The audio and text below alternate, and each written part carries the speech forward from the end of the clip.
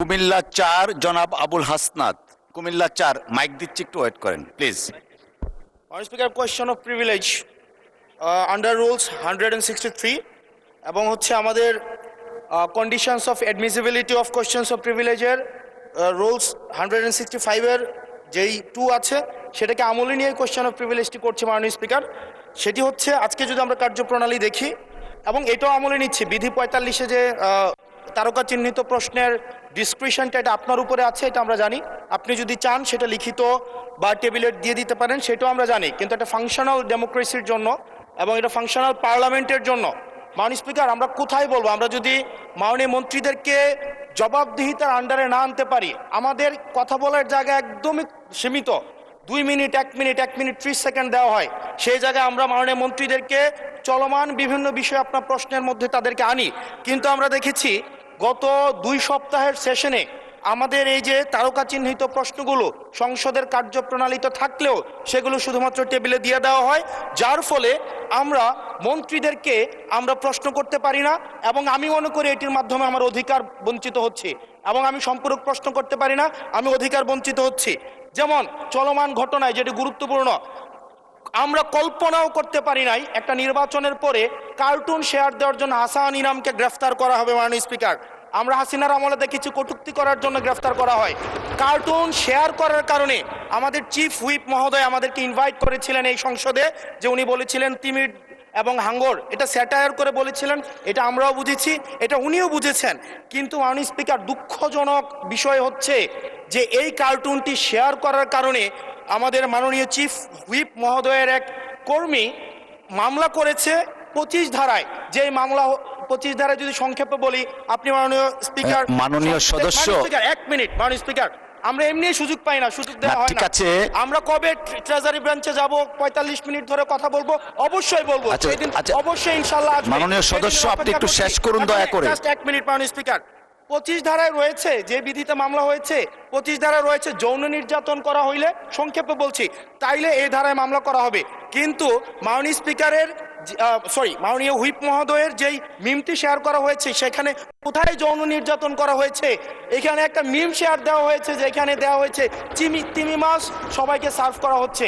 এবং এই ধরনের মামলায় আমাদের এই অভ্যুত্থান পরবর্তী সময়ে বিরোধী দল মতকে দমন নিপীড়নের জন্য গ্রেফতার করা হচ্ছে এবং জামিনও দেওয়া হচ্ছে না।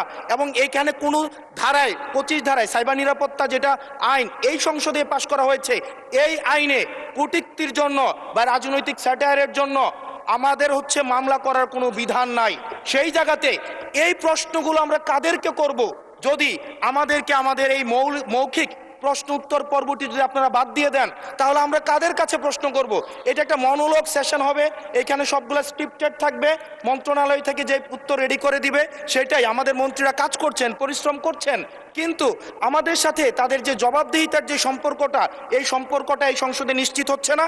এবং আমি মনে করছি রুলস 163 এই বিধি অনুযায়ী আমার অধিকার বঞ্চিত করা হচ্ছে এবং অতি সত্বর এই যে মৌখিক উত্তরদানের যে কর্মসূচিটি রয়েছে সেটি রুলস অফ প্রসিজারে অন্তর্ভুক্ত করা হোক, যাতে করে আমাদের মাননীয় মন্ত্রীদেরকে আমরা জবাবদিহিতার আন্ডারে আমরা আনতে পারি। ধন্যবাদ মাননীয় স্পিকার।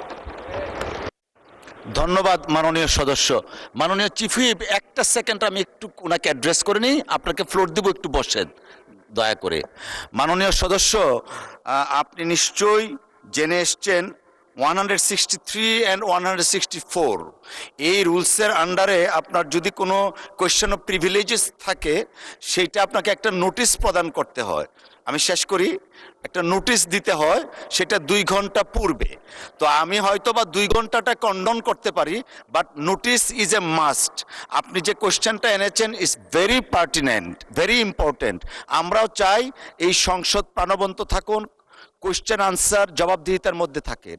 আপনার এই যে প্রশ্নটা আছে এটা একটা নোটিশ দিবেন, আমরা এটা ডিসকাস করব। ঠিক আছে মাননীয় সদস্য?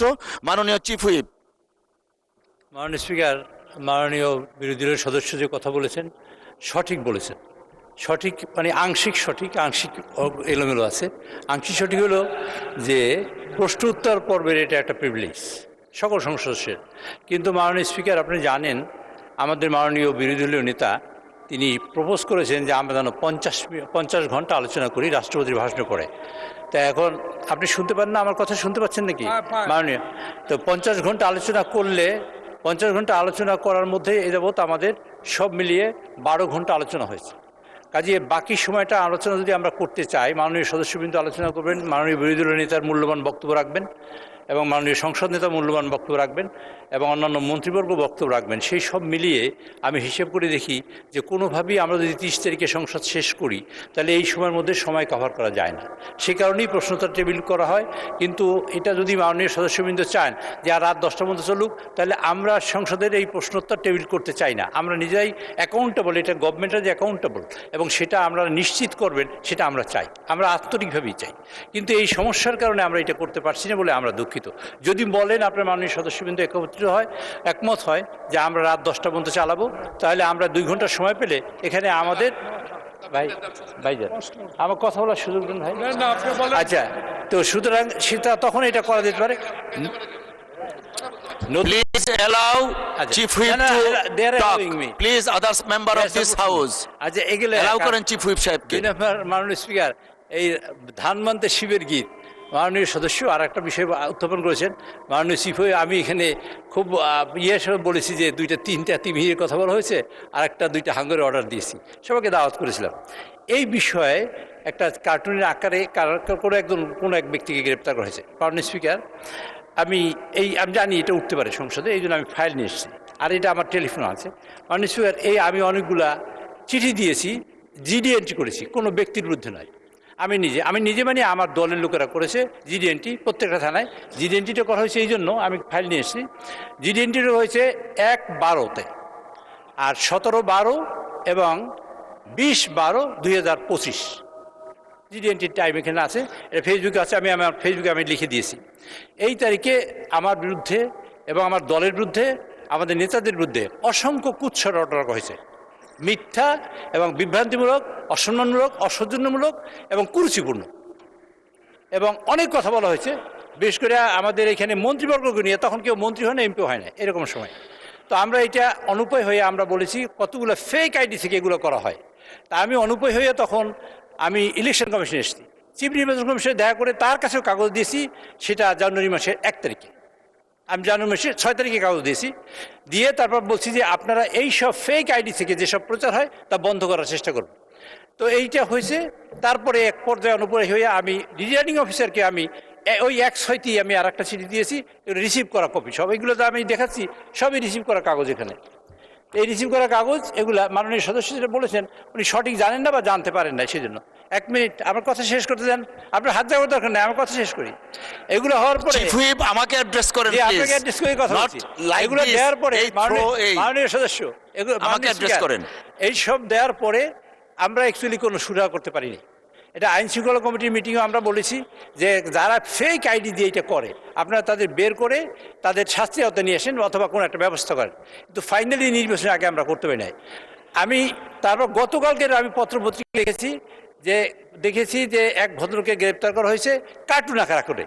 মাননীয় স্পিকার, আমি আপনাকে দ্ব্যর্থহীন ভাষায় এবং পরিষ্কার করে বলতে চাই, কার্টুন আমার ব্যাপারে আঁকার কারণে কেউ যদি গ্রেপ্তার করা হয় তাকে ছেড়ে দেওয়ার জন্য আমি অনুরোধ জানাচ্ছি আপনার মাধ্যমে এই সংসদে। কিন্তু এটা আমি আমার ফেসবুকে লিখে দিয়েছি, আজকে পোস্ট করেছি। কিন্তু ওই ভদ্রলোক এখন পর্যন্ত আমরা জানি না এইসব সাইবার কার্যক্রমের সাথে জড়িত কিনা, এখন পর্যন্ত আমি জানি না, আর কেউ জানতে পারে। সুতরাং ওই ভদ্রলোক যদি সাইবার কার্যক্রমে জড়িত থাকে এবং এই লোকটা সেইটাই যদি ওই লোকই হয় যে লোকটা আমি চিনি এবং সেই লোকটাই যদি এই কার্যক্রমে জড়িত হয়, তা আমি মনে করি আমাদের সকলের স্বার্থে, এই যে বিরোধী দল হোক আর সরকারি দল হোক, যে একজন মানুষের মানহানি করা, একজন মানুষের কুৎসরচনা করা, কুরুচিপূর্ণ কোনো বক্তব্য রাখা যায় না। তো এর মধ্যে দেখা হয়েছে মাননীয় স্পিকার, একটা সাইবারের ইনফরমেশন কালেকশন করে আমরা দেখেছি বিভিন্ন পদ্ধতিতে। এই কালকে থেকে জানার পর থেকে আমরা কালেকশন করেছি, তাদের দেখেছি এক ভদ্রলোক, এই হাসান নামে তার ভদ্রলোক, তিনি অনেক কিছু কার্যক্রমের সাথে জড়িত, ম্যান পাওয়ারের সাথে জড়িত, মানুষ এক্সপোর্টের সাথে জড়িত। ভাই আমার কথা শেষ করতে দেন কাইন্ডলি। আচ্ছা, এবং সাথে মানি লন্ডারিংয়ের সাথে জড়িত, এরকম অনেক ইনফরমেশন এখানে আছে। এটাও কতখানি সঠিক তা আমি জানি না। কাজে আমার বক্তব্য হলো, এই ভদ্রলোকই যদি সেই ভদ্রলোক হয় যিনি এই সাইবার কার্যক্রমের সাথে জড়িত, তা আমি মনে করি তার এইটা গভীরভাবে খতিয়ে দেখা উচিত সরকারের, এবং এটা পর্যালোচনা করা উচিত এটা সঠিক কিনা। যদি সঠিক হয় আমি মনে করি সেটা আইনের আওতায় আনা উচিত, যদি সঠিক না হয় তার ব্যাপারে ব্যক্তি তার ব্যাপারে আমার কোনো অভিযোগ নেই। ধন্যবাদ মাননীয় চিফ হুইপ। মাননীয় স্পিকার আরেকটু কথা শেষ করতে চাই। ওই ফেক আইডিগুলোর থেকে মাননীয় প্রধানমন্ত্রী মানে সহধর্মিণী তার কন্যা মাননীয় চিফ হুইপ, আমাদের তো নামাজের সময় হয়ে গেছে, একটু বসেন। আমি শেষ হয়েছে তো, এই সকলের মধ্যে কুরুচিপূর্ণ কথা হয়েছে। যদি ওই লোকটাই সেই লোকটাই হয় তাহলে আমি মনে করি মাননীয় স্পিকার এগুলা গভীরভাবে খতিয়ে দেখা দরকার, সরকারের স্বার্থে, বিরোধী দলের স্বার্থেও, সকলের স্বার্থে এবং দেশের স্বার্থে। ধন্যবাদ মাননীয় ধন্যবাদ মাননীয় চিফ হুইপ।